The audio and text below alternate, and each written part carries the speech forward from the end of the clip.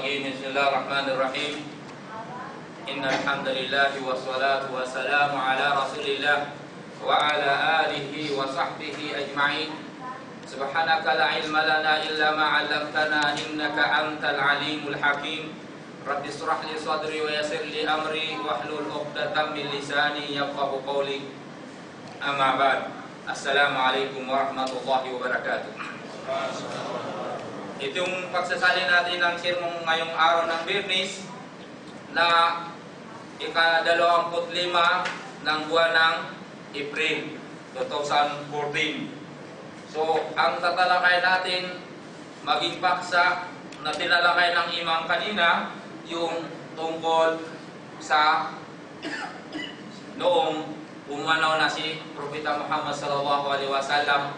Ito ay isang pangyayari ayon sa kasaysayan ng mga Muslim na naganap doon yung pinakamatinding kalungkutan na nangyari sa mga Muslim. Nung pumanaw si Propeta Muhammad sallallahu alaihi wasallam, nawala rito sa mundo, so naramdaman nila yung tunay na kalungkutan. So hindi sila mapalagay, hindi nila alam kung anong gagawin nila. So yun ang paksang tinalakay ng imam kanina. So una sa lahat, pinuri niya ang Panginoon na Allah, lahat ang papuri na po lamang kay Allah. At siya sumasaksi na walang tunay na Diyos na walang dapat sambahin maliban kay Allah, at si Muhammad ay kanyang huling sugo. Naway ang kapayapaan at pagpapala, pangangalaga ng Panginoon Allah subhanahu wa ta'ala ay sumasa kanyang huling sugo, si Propeta Muhammad sallallahu alaihi wasallam, sa kanyang mga kamag-anak, kanyang mga kasamahan, at mapasalahat ng mga taong sumusunod sa kanyang matutuwid na aral hanggang sa araw ng paghuhukom. Katapos sinabi niya, kaya ibadallah, wattaqullaha ta'ala. Wattaqullaha ta'ala wa huwal khawfu minal jalil wa itba'u bit-tanzil wa ridha bil qalil wal isti'dad li yawmir rahim. So, ang kahulugan nun yung kanyang payo para sa atin na mga tagapakinig, nagdarasal kanina. Sabi niya, mga lipin ng Allah, katakutan ninyo ang Panginoon Allah. Ang Panginoon Allah, siya ang pinakadakila, siya ang makapangyarihan, siya ang tagapaglikha ng kalangitan at kalupaan, at siya rin ng karapat-dapat sambahin. Siyang tanging nag-iisang Diyos. Kaya marapat na maramdaman natin sa ating mga puso at isip na yung ganap na paniniwala sa Kanya, ganap na takot sa Kanya. Katakutan natin siya, at dapat magkakaroon tayo ng itba' bit-tanzil. Sundan natin, gampanan natin lahat ang nakasaad na mga kautusan sa Quran. Waridha bil qalil. Mag-ikot dito tayo. Malulugod tayo sa lahat ng mga pinagalob ng Allah sa atin na biyaya. Kahit kunti yung mga biyaya na ating natatanggap, so kailangan magkakaroon tayo ng pagpapasalamat, magkakaroon tayo ng maging dito tayo sa mga biyaya na yun. At ikaapat na kanyang naging payo, al-isti'dad li yawmir rahim. Magkakaroon tayo ng paghahanda. Paghahanda natin yung panahon na iiwanan natin itong mundo. Iiwanan natin lahat ng mga bagay na ating pinagsakripisyuhan. Ano mang mga ari-arian na natin na iipon dito sa mundo. Mga magagandang bahay, kung nakapag-asa ka ng magandang babae, nakabili ka ng magandang sasakyan, kung ano mang bagay, nakakamtan natin dito sa mundo, tiyak na iiwanan natin yun. Kaya dapat nating paghahandaan yung panahon na yan, na iiwanan natin itong mundo, na tayo ay manumbalik sa ating Panginoon Allah. Ang sabi ng Allah subhanahu wa ta'ala, wattaqu yawman turja'una fihi ila Allah. Katakutan ninyo na yung araw na darating sa inyo na kayo ay babalik sa inyong Panginoong Allah. Summa tuwaffa kullu nafsin ma kasabat wa hum la yuzlamun. Pagdating doon sa harapan ng Allah, haharapin natin ang ating Panginoon Allah. Sa panahon na yun, sa araw na yun, doon na matatanggap na isang tao na yung kanyang nagawa rito sa mundo. Kung ang mabuting gawain ng nagawa mo rito sa mundo ay mabubuting gantimpala ng ang matatanggap mo doon sa kabilang buhay. Kung ang nagawa mo naman dito ay mga masasama, so ang naghihintay sa iyo doon ay mga matitinding parusa. So, katakutan ninyo ang araw na inyong pagbalik sa inyong Panginoon Allah, matatanggap ng bawat tao na kaya anumang kanyang nagawa rito sa mundo. Kailanman hindi siya aamin. Kung anumang ginawa mo rito, matatanggap mo doon.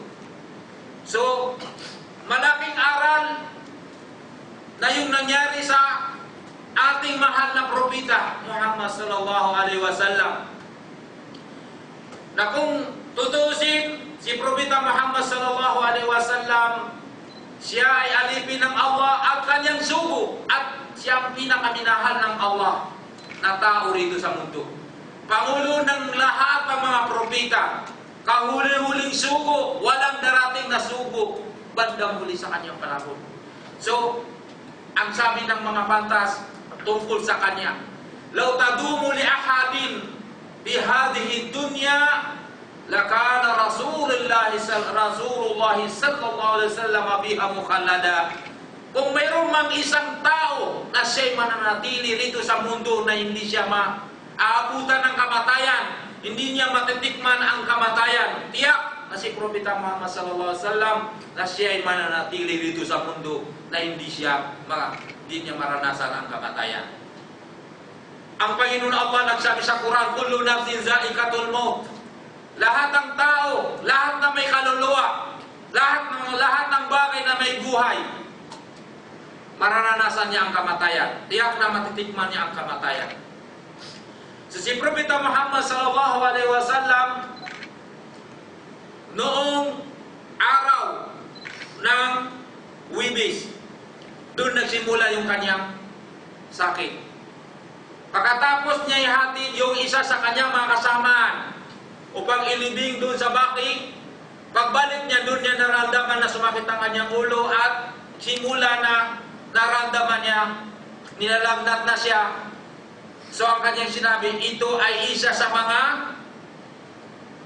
epekto na yung pagkain na pinakain sa kanya ng isang Hudyo, isang babaeng Hudyo, nung pinakain sila sa Khaybar, na hindi nila alam na itong pagkain, laman ng tupa na pinakain sa kanila ay nandun na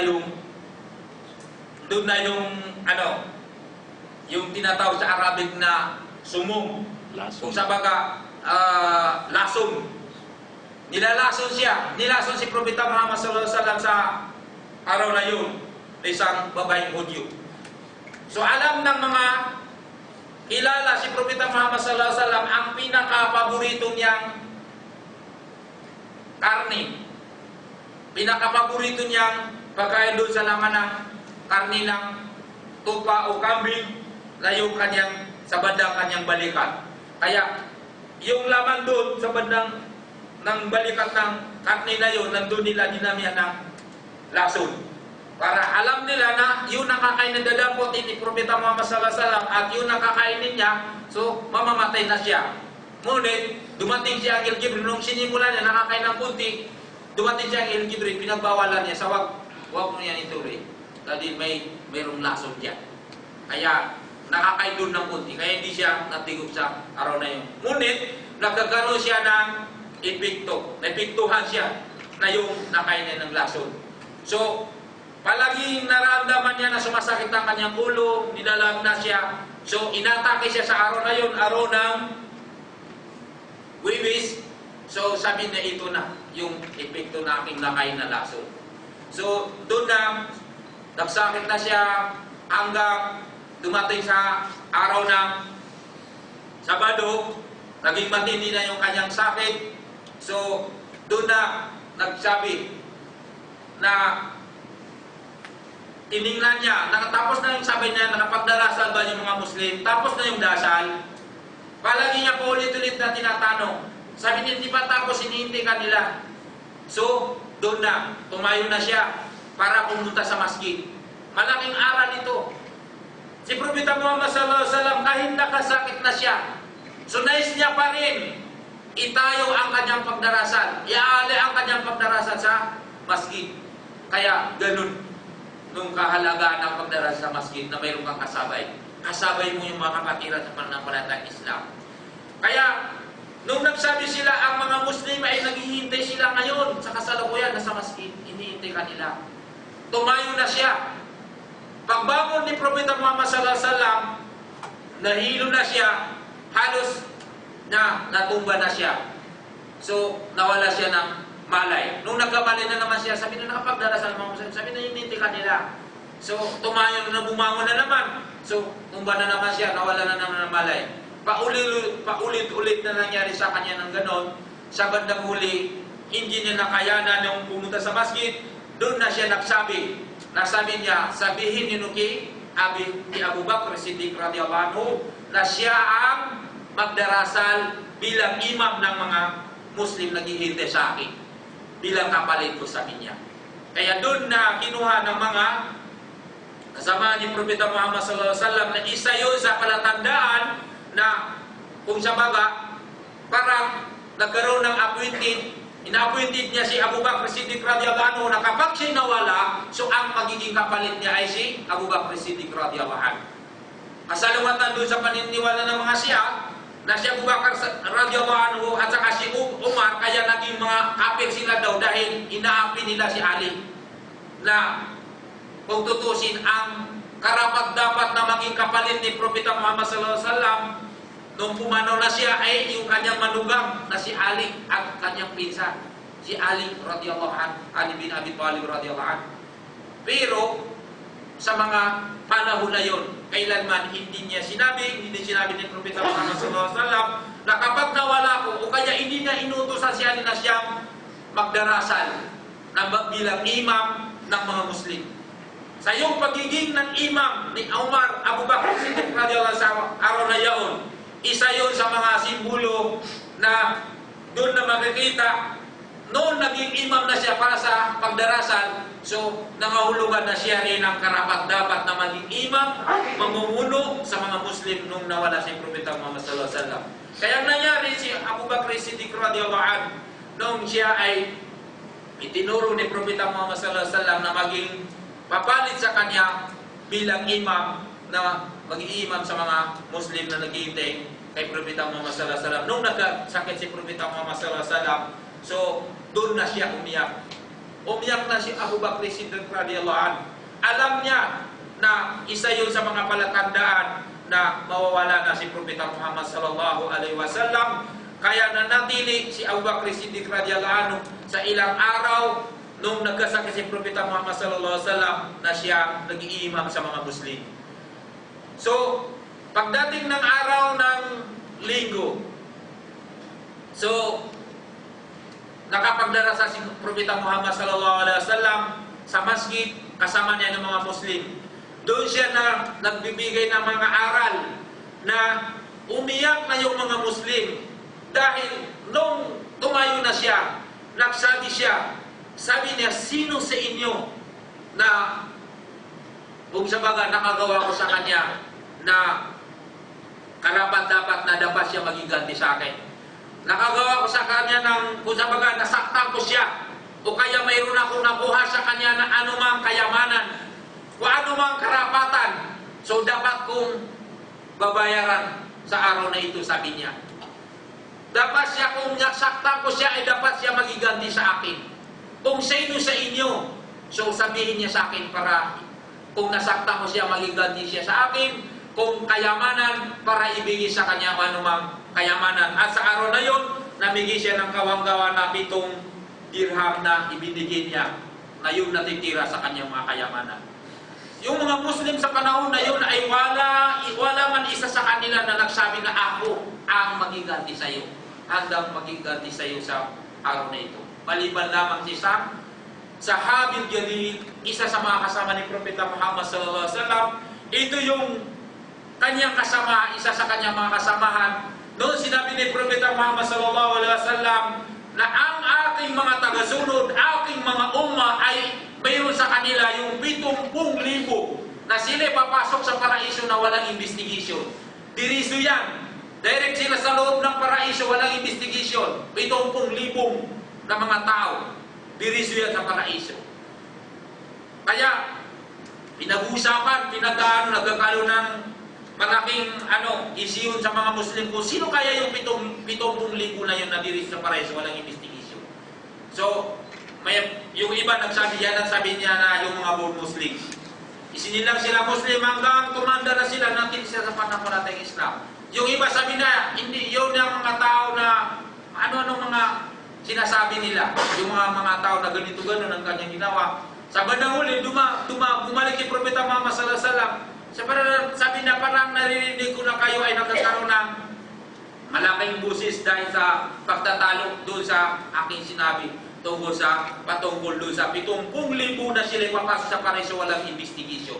Sasabihin ko sa inyo ngayon na ito yung 70,000 na tinutukoy na ito yung mga tao na hindi wala silang hinihiling na kung sila nakakasakit na para papagamot sila sa yung bulong-bulungan na bularyo. Hindi sila naggagamit na ganun at hindi sila gumagamit na tulad yung ginagawa ng mga tao noon na papalipad sila ng ibon kapag punta doon sabi na okay na yung lakad natin kapag doon naman punta hindi na okay so hindi na ginagawa yung mga ganun tiyak na sila ay ang pinananaligan nila lamang yung tanging Panginoon tanging nag-iisang Panginoon Allah siya lamang ang pinanalaligin na pinag-uubayan nila ang mga sarili nila sa tanging nag-iisang Panginoon Allah. Kaya yun ang mga tao, tatindi ng mga paniniwala ng mga yun, sila ang mga diriso sa paraiso, walang investigation. So tumayo isa sa kanyang mga kasamahan. Sabi niya, Ya Rasulullah, uda Allah an akuna minhum.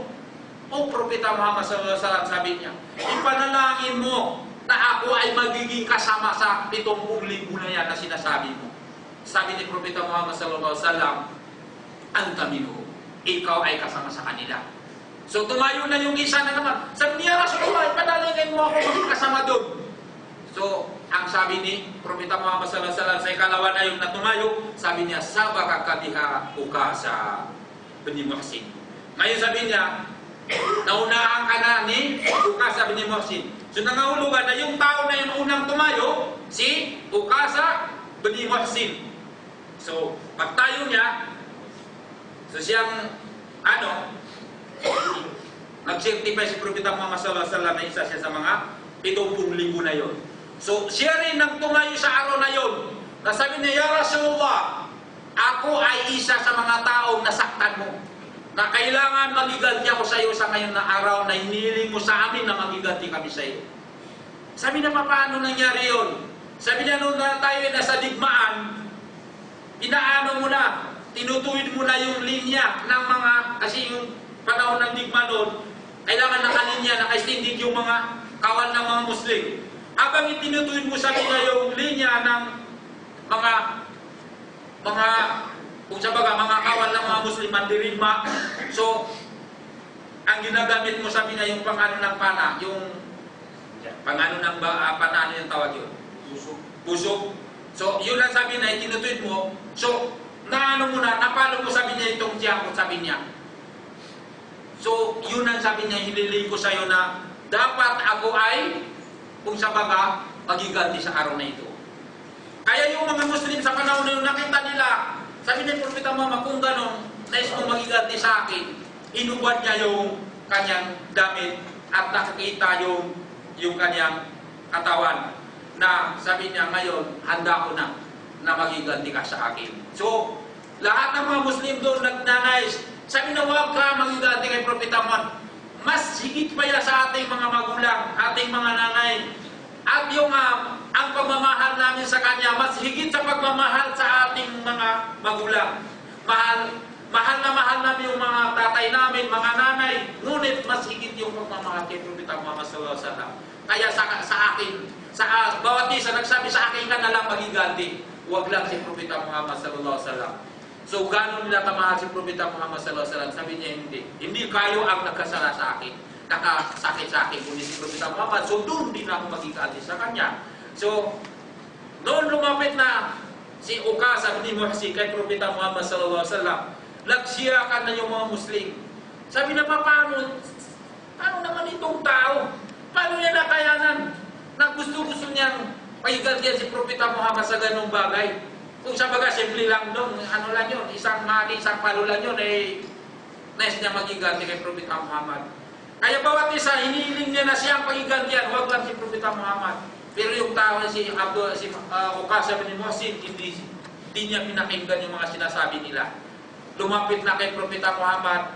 So, yung iba, hindi nila kaya tingnan kung paano pagigantihan si Propeta Muhammad, napapaloy din siya ni Ukasa. Ngunit, doon na lumapit si Ukasa bin Muhsin na binuksan ni Propeta Muhammad sallallahu alaihi wasallam yung kanyang tiyan para doon na siya magiganti. So, ang ginawa niya pala, hinalikan niya yung dibdib ni Propeta Muhammad sallallahu alaihi wasallam. Sa sobrang pagmamahal, doon na siya nagsabi. Kaya sabi niya, kung hindi ko sabi niya magawa sa iyo ay sasaktan kita, sabi niya. Ngunit ito ay ginawa ko lamang, sabi niya, sa sobrang pagmamahal sa iyo. Gusto ko na ito yung aking katawan ay, kung sa baga, maano doon sa katawan ni Propeta Muhammad sallallahu alaihi wasallam. Mahawakan niya kung sa baga may, magkadugtong yung kanyang katawan at saka yung katawan ni Propeta Muhammad sallallahu alaihi wasallam. Baka hindi na magkaroon ng walang pagitan kung sa mga hipo na yung kanyang katawan, yung katawan ni Propeta Muhammad sallallahu alaihi wasallam, upang sa gayon ay hindi siya kung sa baga masusunog yung kanyang katawan sa impyerno, dahil alam na yung katawan ni Propeta Muhammad sallallahu alaihi wasallam mahigpit na pinagbabawal yan na hindi masusunugin sa aapoy ng impyernong Jahannam. Kaya yun ang nice na itong sahabi Jalil, si Ukasa bin Muhsin. Kaya doon na matapos nung nangyari na yon, sa araw na yon nagkalat yung balita na gumaling na si Propeta Muhammad sallallahu alaihi wasallam dahil nakapagsala na sa masjid. Kaya tuwan-tuwan na yung mga Muslim. So lahat naging masaya sila. Bandang nung nabalita nila nagkasakit si Propeta Muhammad, malungkot na sila. Ngayon, naging masaya na sila dahil kung sa baga, gumaling na yung sakit ni Propeta Muhammad sallallahu alaihi wasallam. Yung pala, nung kinabukasan ng araw ng Lunes, Monday, so sumilip na si Propeta Muhammad sallallahu alaihi wasallam. Tapos nakita niya mga Muslim, nagdarasal na. Sabi na, sige na, magpatuloy na yung inyong pagdarasal. Nakita nila na siya ay tumatawa, nakangiti. Nakita nila yung kanyang pagngiti, yung kanyang pagmumuka ay kasing tulad ng napakaliwanag na buwan. Na tuwa-tuwa na sila. Tapos sabi niya, sige na, ipagpatuloy na yung inyong pagdarasal. Yung pala, yung kanyang pagsilid sa kanila, kasi yung bahay ni Propeta Muhammad, kung nakapunta ka ng Madina, yung libingan niya doon, yung libingan na yan, doon din siya nilibing doon sa mismo kwarto ni Aisha, nandun siya nakatira. Ibig sabihin, doon din sa tabi ng masjid, kasi nung panahon noon, hindi sakop ng masjid yung lugar na yan, doon sa magkatabi yung kanyang bahay at saka yung masjid. Kaya kapag tingnan niya kung anong mayroon doon sa loob, may dingding lang na tila. So, iano niyan doon, nakikita niya kung anong mayroon doon sa loob ng masjid. Kaya, pagtakip niya yung hindi nila akalain na yung pala, yung pagtingin ni Propeta Muhammad sallallahu alaihi wasallam sa kanila, siya yung magiging kahuli-huling panahon na makikita nila si Propeta Muhammad.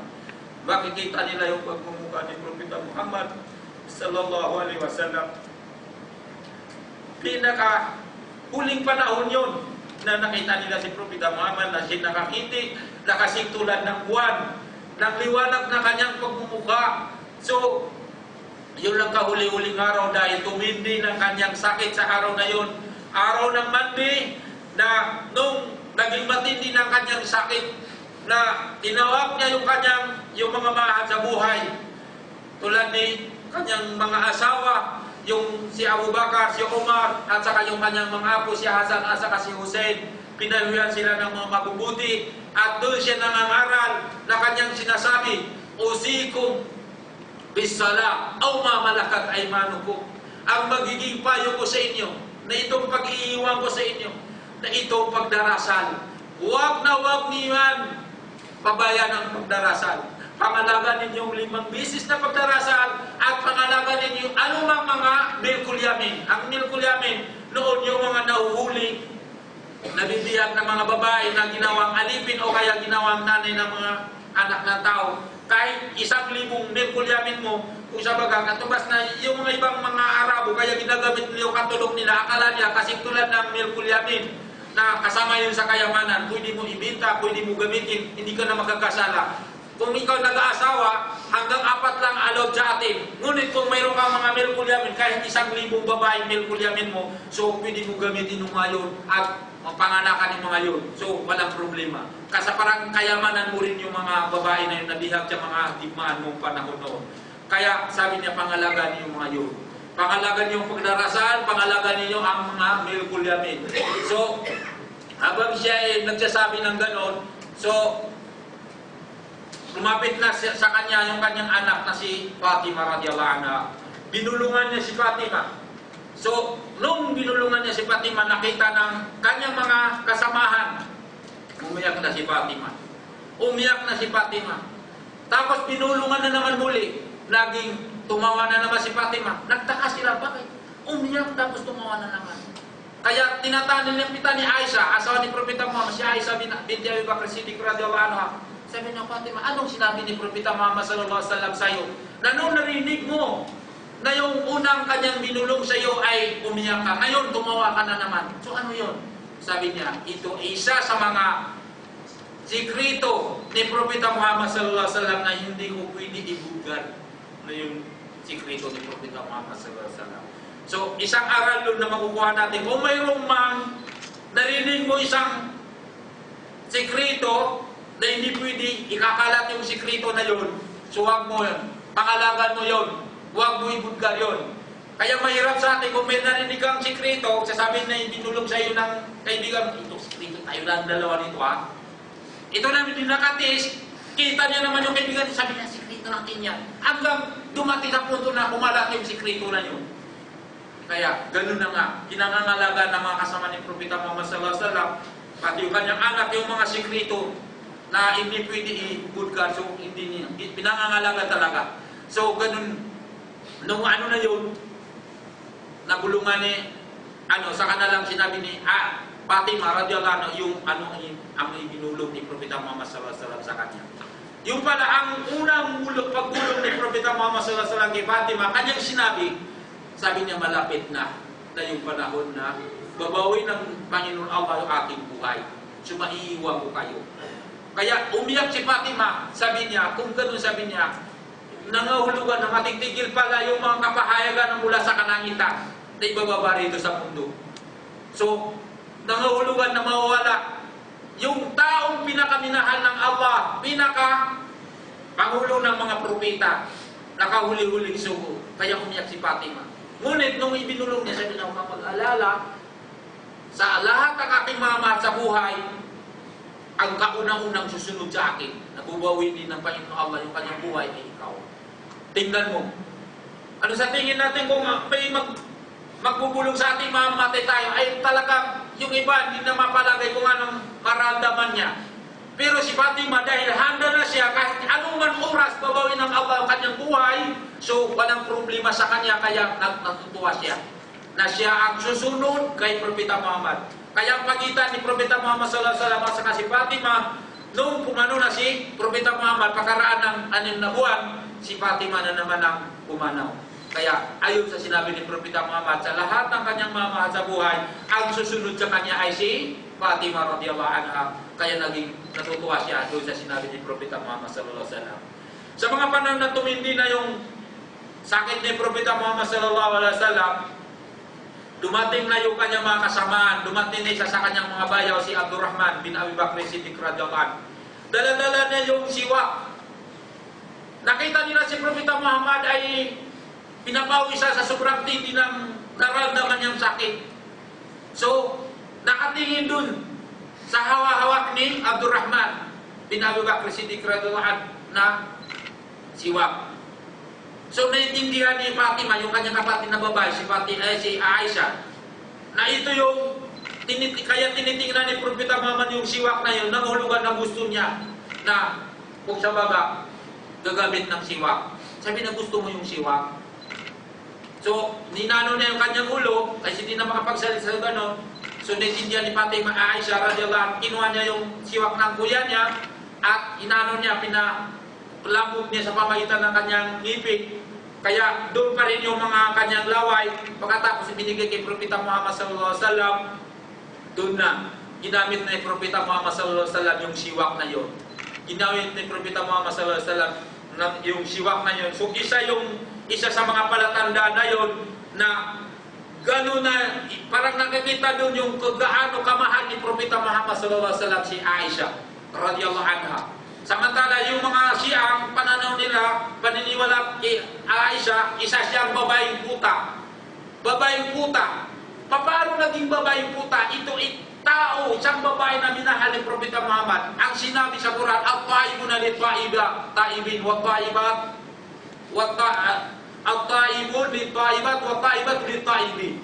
So, ang mga dalisay na mga tao, mga mabubuting tao ay para sa mga mabubuting, yung mga mabubuting lalaki para sa mga mabubuting kababaihan. Ang mga mabubuting kababaihan, mga dalisay na mga kababaihan ay para rin sa mga dalisay na mga kalalakihan. Kaya yung mga puta, mahigpit na pinagbabawal yan sa mga mga mananampalataya. Maliban kung sila ay nagbalik loob. Kaya hindi pwede pakasalan ng isang mananampalataya yung isang puta. Maliban kung nagbalik loob siya, itinigil na yung kanyang pagpuputa. So, ganun. So, pangangalog niya. Kaya, hindi totoo yung mga ipinagbibitang ng mga Shia. Kay Propeta Muhammad sallallahu alaihi wasallam, kay Aisha radhiyallahu anha na isa siyang babaeng puta. Kaya sa paniniwala nila, madarating na yung panahon na yung kahuli-huling imam, kalaming dalawang imam, darating dito sa mundo para buhayin yung mga tao. Kasi meron sila paniniwala na tinatawag na ruj'a. Bisa manumbalik yung mga tao na namatay, babalik sila bago maganap yung araw ng paghuhukom. Magsibalikan yung mga tao rin sa mundo. Pagbalik nila, so yung imam na yun na si Imam Mahdi, so doon niya huhusgahan, paparusa si Aisha radhiyallahu anha.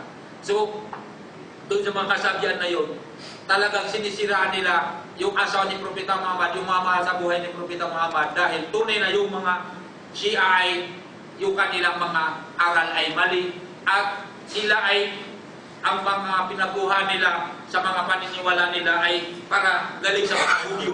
Galing sa mga Hudyo. Nakilala ang mga Hudyo na sila ang pumatay sa mga propeta noong pagkapanahonan nila hanggang sa kahuli-huling propeta. Kasi Propeta Muhammad sallallahu alaihi wasallam sa epekto na ginawa nila sa kanilang panglasunin, so sila din ang may kagagawa na yung mga Hudyo. Kaya yung mga Shia na siya ang tatawag sa kanila ay sila ay mga Hudyo na mga Arabo na at saka yung mga kaya yung mga yun ang mga pinagmula ng mga aral na mga paniniwala na pinanghawakan nila mula sa mga Hudyo. Kaya pinagsisirahan nila din si Propeta Muhammad at yung mga mahal sa buhay ni Propeta Muhammad, kanyang mga asawa.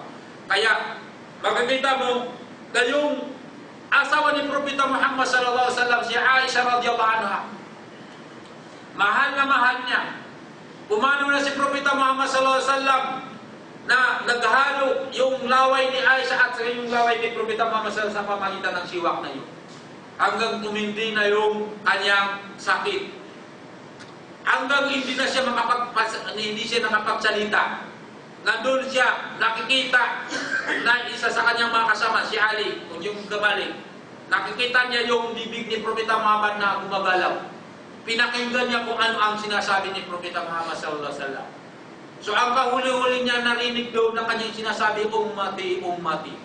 yung aking mga tagasunod. Kung sa mga, sana mapabilang tayo sa mga tagasunod ni Propeta Muhammad, yung mga, kung sa mga, yun ang mga bansa na tagasunod ni Propeta Muhammad sallallahu alaihi wasallam, kanyang mga sabi niya, yung aking mga aking mga umat. Kaya mga ibang mga ngaral, sabi nila, kumanda si Propeta Muhammad, nabigas yung la ilaha illallah, ngunit ang kahuli-huli kanyang nabibigas yung umati. So, hindi tama yung aral na yun.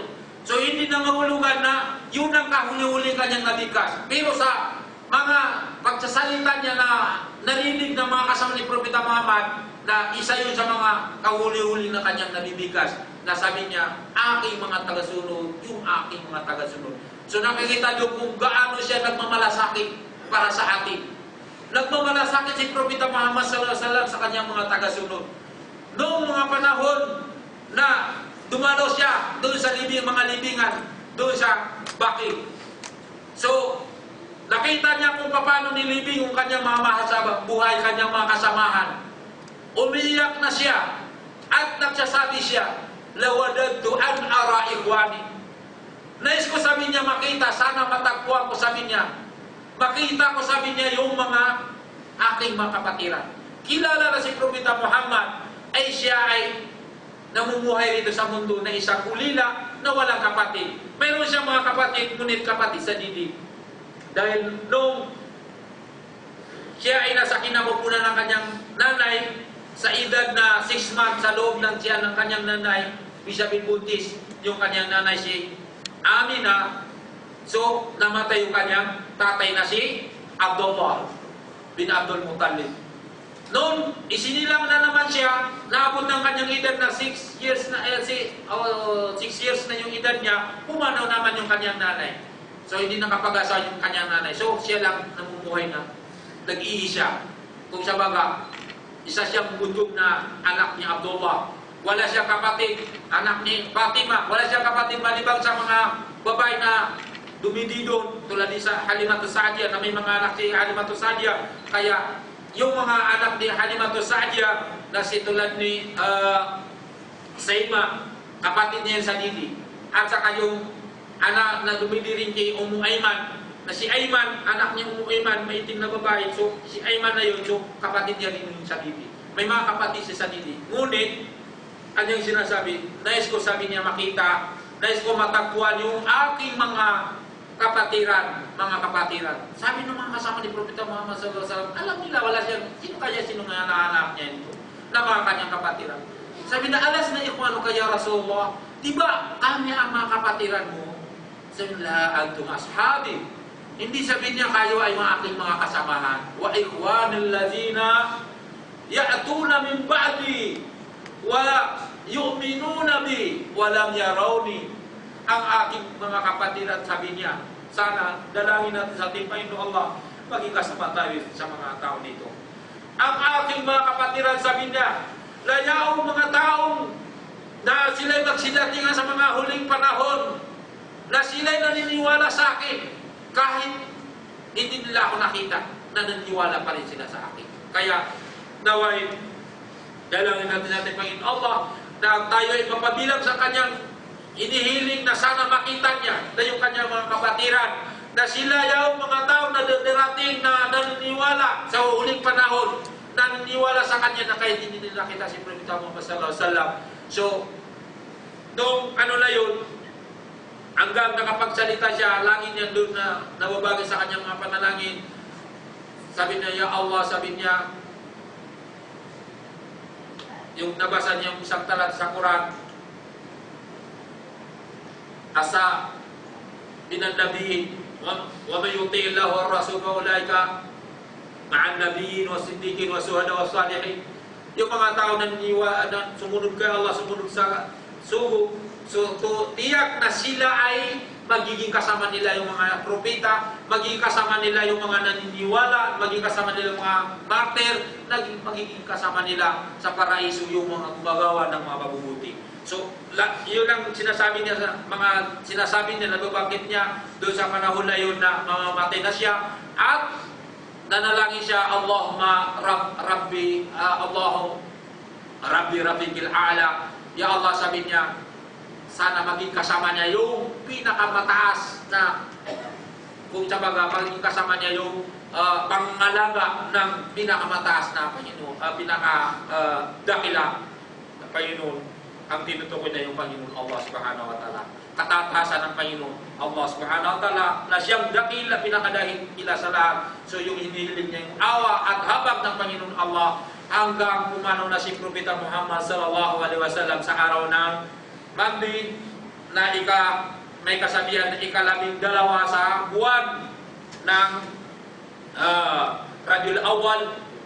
So sa taon na ika-11 pagkaraan ng kanyang paglipat mula Makkah patungo Madina. So nangahulugan na nakaraan yung panahon na yon sa loob ng 1,000 taon at 4 na daan at ano yun? Ngayon 24 taon nakaraan yung nung pumanaw na si Propeta Muhammad SAW. So ang nangyari sa mga Muslim, doon na nila naramdaman kung paano nawala si Propeta Muhammad SAW, yung kanilang minahal. So hindi na sila mapapalagay. So isa yun sa mga pinakamatinding, kung sa mga matinding pagsubok naranasan ng mga Muslim, nakalagay sa kasaysayan. Kaya hindi na makakalimutan yung paano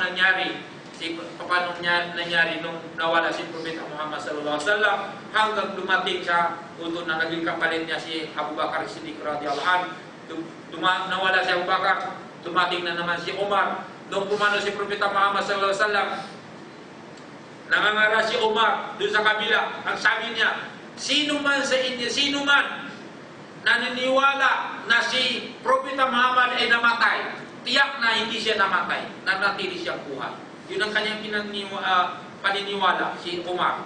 Hindi niya pinaniwala na namatay si Propeta Muhammad sallallahu alaihi wasallam. Pero dumating si Abu Bakar Siddiq radhiyallahu anhu. Ano kanyang sinabi?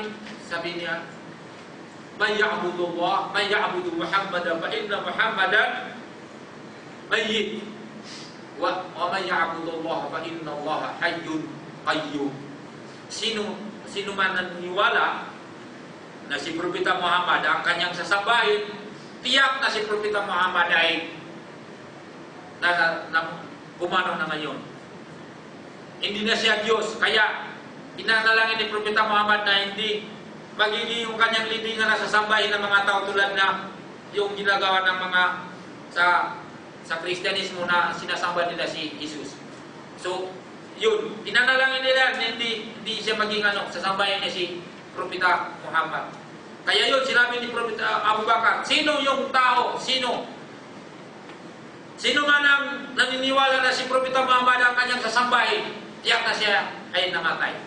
Kumano na. Ngunit, yung tao ang kanyang sinasamba, yung tanging nag-iisang Panginoon Allah, nanatili buhay siya. Siyang buhay. Ang magiging palatandaan na bibigyan natin sabi niya, binanggit na yung isang talata, innaka mayitun wa innahum mayitun. Tiyak na, O Muhammad, ikaw ay maranasan ang kamatayan. At sila nila ay maranasan nila ang kamatayan.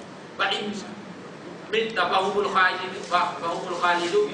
Kung mamamatay ka, Propeta Muhammad, magbibigay ng nangahulugan na yung mga ibang tao ay mananatili sila sa mundo. Hindi lahat ng tao ay maranasan ng kamatayan. Kaya, si Umar, nung narinig niya yung talatay ng mga binanggit ni Abu Bakar, nakaupo na siya. Nakapag-istighfar, sabi niya, astaghfirullah. Parang ngayon na sabi niya yung mga talata na yun, sariwa na yung talata na ngayon ibinaba. Samantala, kami sa dunia din yung mga talata na yun. Doon nakukuha na sabi ng mga ngaral. Kaya sa pagtitipon ng ganito, pinakamahalaga doon, nag-ano natin, sinusunod natin yung mga pamamaraan ni Propeta Muhammad dahil doon sa mga kaalaman na mga tinatalakay natin. Kapag hindi mo nakuha doon sa kaalaman na yung tinatawag na nur, liwanag ng kaalaman na yun, kahit nasa ulo mo pa yun, pero hindi mo magagampanan yun. Ang layunin sa pag-ano natin, pagsaliksik ng kaalaman, para kung sa baga, iano natin. Yung kaalaman na yun ay gampanan natin at ipamahagi natin, iparating natin sa ibang tao. So yun ang ano natin, yun ang magiging layunin dun sa pagsaliksik ng kaalaman. Kaya si Umar, alam na yung talata na yun at nasa sa ulo niya yung talata na yun. Bakit niya hindi niya paniwalaan na si Propeta Manay Pumanaw? Samantala alam niya yung talata na yun. Sabi ng mga eskwela, dahil sa mga panahon na yun ay hindi nakuha ni Umar yung liwanag ng talata na yun, kaya hindi niya nagampanan. Si Abu Bakar Siddiq radhiyallahu nakuha niya yung liwanag ng nur na yung talata na yun, kaya nagampanan niya. Yun ang pagkaiba nila. Nung binasa ni Abu Bakar Siddiq radhiyallahu talata na yun, so doon na siya. Doon niya na sa kanila pumasok sa kanyang liwanag na yung talata na yun, kaya doon niya napaniwala na totoo pala na si Propeta Muhammad ay pumano na siya. So doon na siya niniwala.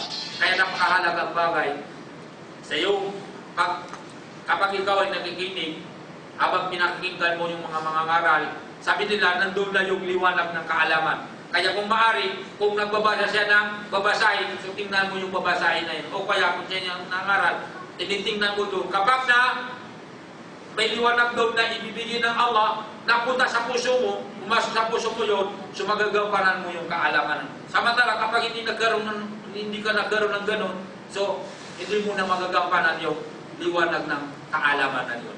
Kaya ganun na yung pangyayari nung umano si Propeta Muhammad sallallahu alaihi wasallam.